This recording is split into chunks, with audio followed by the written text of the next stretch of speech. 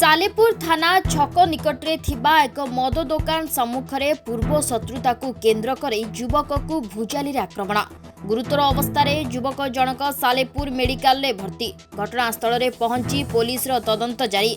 सूचना मुताबक राति 9टा समय सालेपुर थाना चंद्रादेईपुर ग्रामर सत्यजित कर एवं तांकर किछि सांग मद दुकान सम्मुखरे बसिथिबा समय किछि युवक आसी हठात सत्यजित को उपरकू भुजाली रे आक्रमण करथिले।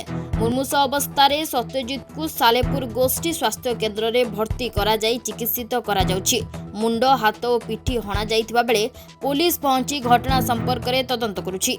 सूचना अनुसार मद दुकान सम्मुखरे मद पीवा नियम नथिबा बेले सालेपुर अंचल रे थिबा विभिन्न मद दुकान सम्मुखरे खुल्लम खुला भीड़ जमाई मद पी अनेक समय अशांत परिस्थिति उपजुछि। एथिप्रति कौनसी कटकणा नथिबारु असामाजिकଙ୍କ प्रादुर्भाव वृद्धि पाउछि।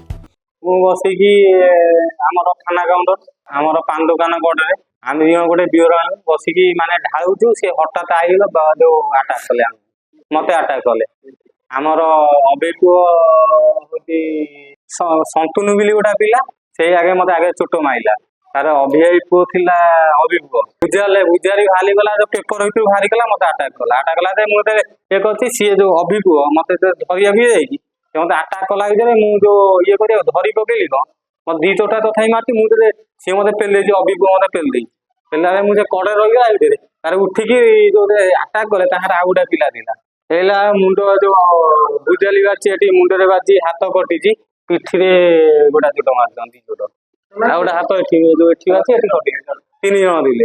सालेपुर रश्मिरेखा परिजांक रिपोर्ट न्यूज एक्सोडिया।